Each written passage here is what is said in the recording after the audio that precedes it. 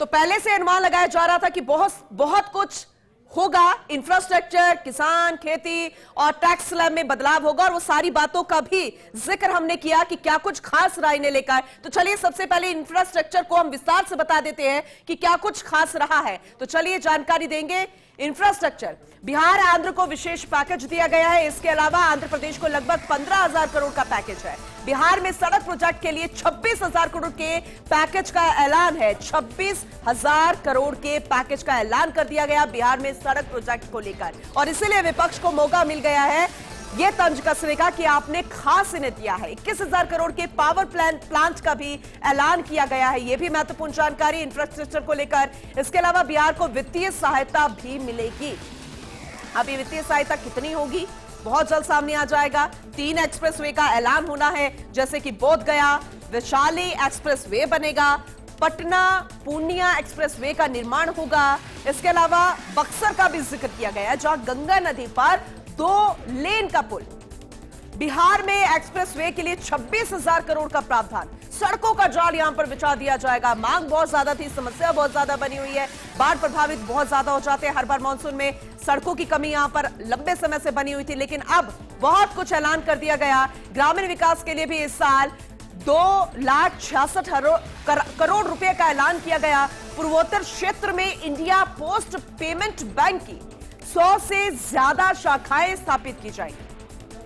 बहुत महत्वपूर्ण जानकारी आप तक पहुंचा रहे हैं, जहां पोलावरम सिंचाई परियोजना का भी जिक्र किया गया, जो अधूरी है लेकिन इसे पूरा किया जाएगा। 100 बड़े शहरों के लिए जलापूर्ति, सीवेज ट्रीटमेंट जो मुख्य समस्याएं, इन्हें लेकर परियोजनाएं लेकर आई जाएंगी। फिर 30 लाख से ज्यादा आबादी वाले 14 बड़े शहरों का जिक्र किया गया, जहां आवागमन के लिए विकास योजनाएं की जाएंगी। अब यह आवागमन कितना आसान होगा, राहें कितनी आसान होगी, बहुत जल्द तस्वीर सामने आएंगी। फिर पीएम आवास योजना का दायरा बढ़ा दिया गया। पीएम आवास योजना शहरी 2.0 के तहत 1 करोड़ शहरी और मध्य वर्गीय परिवारों को लाभ मिलेगा। चयनी शहरों में 100 साप्ताहिक हाट और स्ट्रीट फूड हब भी बनेंगे। तो इंफ्रास्ट्रक्चर के जरिए क्या कुछ लाभ मिला है, किन राज्यों को सबसे ज्यादा खास मिला है, जो चयनित शहर है उनको क्या कुछ मिलेगा, वो जानकारी हमने आपको दी है। बहुत महत्वपूर्ण जानकारी है, नजर लगातार बनी हुई थी देश के लोगों की, आखिर क्या कुछ खास होगा। तो चलिए अब जिक्र करते हैं उस सेक्टर का जो लगातार टकटकी लगाकर बैठा था। जी हां, हम इंडस्ट्री की बात कर रहे हैं। तो इंडस्ट्री को लेकर क्या कुछ मुख्य बातें निकल कर आई है, तो चलिए स्क्रीन पर देखिए। फर्स्ट इंडिया न्यूज आपको मुख्य बातें बता रहा है। सबसे पहले उद्योगों के लिए जो घोषणा की गई है वो है एमएसएमई को बैंक ऋण जारी रखने की सुविधा के लिए नई व्यवस्था की घोषणा है। इसके अलावा एमएसएमई के लिए क्रेडिट गारंटी स्कीम का भी ऐलान कर दिया गया। गारंटी स्कीम से 100 करोड़ तक के लिए लाभ मिल जाएंगे। अब ये कैसे लोन मिलेंगे, कैसे लाभ मिलेगा लोन के जरिए? मुद्रा लोन की सीमा 10 लाख से बढ़ाकर 20 लाख कर दी गई है। इसके अलावा विशाखापट्टनम, चेन्नई औद्योगिक गलियारे में कोपार्थी क्षेत्र को विकास के लिए फंड का ऐलान कर दिया गया है। यह भी बेहद महत्वपूर्ण है अगर उद्योगों के लिहाज से देखा जाए। हैदराबाद, बेंगलुरु औद्योगिक गलियारों में और रावाकल क्षेत्र में विकास के लिए भी फंड का ऐलान कर दिया गया। इंडस्ट्री नगरी इन्हें कहा जाता है, और 10,000 बायोफ्यूल प्लांट भी लगाए जाएंगे। यह भी बेहद महत्वपूर्ण है। पॉल्यूशन का ध्यान रखने की बात कही गई है। पीपीपी मोड में औद्योगिक श्रमिकों को किराए के आवास की सुविधा मिलेगी। किस तरीके से यहां पर यह मॉडल काम करेगा? पीपीपी मोड में औद्योगिक श्रमिकों के किराए के आवास की सुविधा की भी बात कही गई है। तो दायरे को और ज्यादा बढ़ाया गया है। इंडस्ट्री पर भी महत्वपूर्ण बात रही है। तो देखिए, बजट में सौगातों का पिटारा खुल चुका है। सेक्टर वाइज आपको समझा रहे हैं इस बजट में क्या खास रहा। हालांकि मध्यम वर्ग यहां पर बेहद खुश नजर आ रहा है, और कुछ राज्य ऐसे हैं जिनके लिए सौगातों के द्वार खोले हैं सरकार ने। लेकिन ओवरऑल अगर इस बजट को देखा जाए तो सेक्टर वाइज इंफ्रास्ट्रक्चर के बाद यूथ एंड ओल्ड पर भी काफी ज्यादा फोकस किया गया है। इसमें रोजगार कौशल विकास के लिए क्या किया गया है आपको समझा देते हैं। तो देखिए, रोजगार कौशल विकास के लिए 5 नई स्कीम्स का ऐलान इस पैकेज के जरिए किया गया है, और साथ ही 2 लाख करोड़ खर्च करने वाली है इस पर सरकार। ऐसे में पहली जॉब में सीधे ईपीएफओ अकाउंट में मिलेंगे 15,000 रुपए। ये बेहद खास बात, क्योंकि फ्रेशर्स के लिए इस तरह की बातें सोचना भी बड़ी बात हो जाती है कि अगर एक नई जॉब में जा रहे हैं तो एक फाइनेंशियल सिक्योरिटी कैसे मिल पाए। लेकिन इसका ध्यान रखा है, पहली जॉब पर सीधे ईपीएफओ अकाउंट में 15,000 रुपए मिलेंगे। इसी के साथ छात्रों को 7.5 लाख का स्किल मॉडल लोन भी मिल पाएगा और 25,000 छात्रों की सहायता के लिए मॉडल कौशल ऋण योजना में संशोधन का भी प्रस्ताव दिया है। इसके अलावा नौकरियों में महिलाओं को प्राथमिकता दी जाएगी। बड़ी बात, क्योंकि महिलाओं के लगातार आगे बढ़ने और इक्वालिटी की बात जब सरकार करती है तो वहां पर प्राथमिकता के लिहाज से महिलाएं अग्रसर होंगी, अपॉर्चुनिटी होगी, अवसर होंगे आगे बढ़ने के। ऐसे में युवाओं के लिए इस घोषणा के नजरिए से ये वाला बिंदु भी काफी इंपॉर्टेंट है।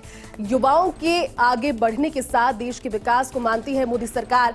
और अब आगे बढ़कर आपको समझाते हैं एग्रीकल्चर में, क्योंकि सबसे ज्यादा फोकस इस सेक्टर में भी रखा गया। चलिए देखते हैं एग्रीकल्चर में क्या रहा है इस बजट के लिए खास। सबसे पहले बात करते हैं खेती किसानी, खेती की उत्पादकता बढ़ाने के लिए किस तरह से उपाय किए जाएंगे, इसको लेकर भी बजट में काफी संशोधन किया गया है। ज्यादा पैदावार वाली फसल किस्मों का इस्तेमाल इसके लिए होगा, क्योंकि उन्नत फसल और उसके बाद में जो ऋण है उसको लेकर भी मुक्ति दी जाएगी। रिसर्च को बढ़ावा दिए जाने की बात है, यानी कि ऐसे जगह जो अनुकूल है किसी दूसरी खेती के लिए, लेकिन पॉसिबिलिटी फिजिबिलिटी किसी वजह से नहीं हो सकती, वहां पर भी कोशिश की जाएगी। प्राकृतिक खेती, जिस तरह से ग्रीन एनर्जी की बात कही जा रही थी, वही इस बजट में नजर भी आया। प्राकृतिक खेती पर सरकार का जोर रहेगा। फसलों के उत्पादन, उनके भंडारण और विपणन की व्यवस्थाएं भी सुनिश्चित की जाएगी। बेहद खास बात, क्योंकि एक बहुत बड़ा तबका और भारत कृषि प्रधान देश है। ऐसे में बजट का एक बड़ा हिस्सा किसानी के लिए, खेतों के लिए और ऐसे में ग्रीन एनर्जी डेवलप करने के लिए, शिक्षा और स्किलिंग के लिए किए जाएंगे 1.48 लाख रुपए खर्च। और ये इसलिए जरूरी हो जाएगा क्योंकि इसमें आगे शिक्षा की और रिसर्च की संभावनाएं ज्यादा प्रबल होंगी। सब्जी उत्पादन आपूर्ति श्रृंखला के लिए क्लस्टर्स बनाए जाएंगे और कड़ियां होंगी। इन कड़ियों से कड़ियों को जोड़कर शिक्षा, स्किलिंग और उसके बाद सब्जी उत्पादन किस तरह से किया जाए, झींगा उत्पादन और रिसर्च पर भी काम होगा। ये तमाम सारे फैक्टर्स रहेंगे एग्रीकल्चर के सेक्टर वाइज इसे देखा जाए तो, जिसमें दालों और तिलहन के लिए मिशन मोड पर काम किया जाएगा। आयात और निर्यात में समन्वय स्थापित करने की भी कृषि बजट के जरिए कोशिश।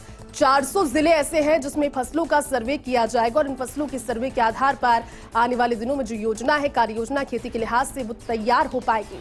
32 फसलों की 109 नई किस्में सामने आएगी। 109 नई किस्में साफ तौर पर ये बता रही है कि आने वाले दिनों में जो चीजें बाहर से मंगवाई जाती थी वो भी आने वाले समय में, जब राजस्थान के बाहर भी दूसरे प्रदेशों की अगर बात करें, वहां पर अगर पैदा होगी, दूसरे प्रदेशों में अगर पैदा होगी, तो जो आपूर्ति श्रृंखला है उसके लिए क्लस्टर्स का निर्माण यहां पर सार्थक साबित होगा। ये तो बात हुई एग्रीकल्चर की, और अब आगे बढ़ते हैं, एक और फैक्टर का रुख करते हैं, एक और सेक्टर जहां पर इस बार टूरिज्म को लेकर के बहुत सारी बातें थी कि टूरिज्म को लेकर क्या होगा, क्योंकि अब टूरिज्म के लिए भी बम्पर सौगातों का पिटारा 3.0 सरकार ने बजट में खोला है। काशी की तर्ज पर बोध गया में कॉरिडोर बनेगा। बोध गया में बिहार में पर्यटन पर बजट में जोर दिया गया है। बिहार, आंध्र प्रदेश, ये दो राज्य ऐसे जिनके समर्थन की वजह से सरकार बनी भी, और कहीं ना कहीं पे बैक करने का जब टाइम आया तो इन्हें वरीयता में रखने की बात समझ में भी आती है। नालंदा में पर्यटन का विकास होगा और इसे पर्यटन के मॉड्यूल के हिसाब से स्थापित किया जाएगा। बिहार में राजगीर टूरिस्ट सेंटर का भी निर्माण किया जाएगा, जिसके अंदर लोग पहुंचेंगे। जो स्थापत्य कला है पुराने समय की, नालंदा की बात हो या फिर राजगीर टूरिस्ट सेंटर की बात हो, वहां पर देख पाएंगे। लेकिन सबसे बड़ा जो अट्रैक्शन रहा इस बजट में टूरिज्म सेक्टर को लेकर, वो काशी की तर्ज पर बोध गया में बनने वाले कॉरिडोर पर रहा, जिसका निर्माण होगा, जिसकी तस्वीरें जब सामने आएंगी तो फिर पूरा का पूरा श्रेय उस सोच को दिया जाएगा जिसमें बोध गया, जहां से कई इंटेलेक्चुअल्स, कई स्पिरिचुअल्स बातें सामने आती है। बोध गया में अब काशी की तर्ज पर कॉरिडोर का निर्माण होगा। पर्यटन के लिए और भी सौगातें हैं, लेकिन कुल मिलाकर के जो मेन पॉइंट्स है, जो मेन पॉइंट्स के जरिए इसे चिन्हित किया जा रहा है, बिहार में पर्यटन के लिहाज से इस बजट के लिए काफी कुछ था। ऐसे में अब देखने वाली बात यह होगी कि जब इसे आने वाले समय में दूसरे सेक्टर से जोड़ा जाएगा तो कितना समन्वय इसमें रहेगा। हालांकि अब दूसरा एक और सेक्टर जिसकी उम्मीदें थी इस बजट से, वो कितनी पूरी हो पाई वो जान लेते हैं बिंदुवार माध्यम से। पावर सेक्टर की बात करते हैं। पावर सेक्टर में क्या मिला, क्या कम हुआ, क्या ज्यादा घटा, ये देखते हैं। चलिए बात करते हैं पावर सेक्टर की।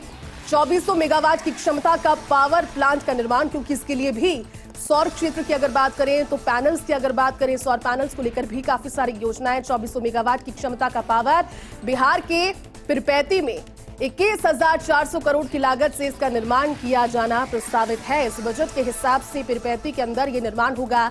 पीएम सूर्य घर मुफ्त बिजली योजना एक बहुत बड़ी योजना, जिसके जरिए आने वाले समय में आप रेवोल्यूशन देख पाएंगे, जिसमें 1,28,00,000 से ज्यादा पंजीकरण किए जाएंगे और छतों के ऊपर सोलर पैनल लगाकर ऊर्जा किस तरह से बचाई जाए, खपत कैसे कम की जाए, बैलेंस की जाए और उसके बाद